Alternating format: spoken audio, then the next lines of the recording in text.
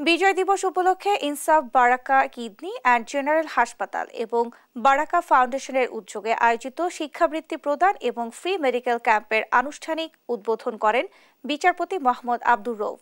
সোমবার এই ক্যাম্পে হাসপাতালের বিভিন্ন বিভাগের 22 জন বিশেষজ্ঞ ডাক্তার বিনামূল্যে রোগী দেখেন।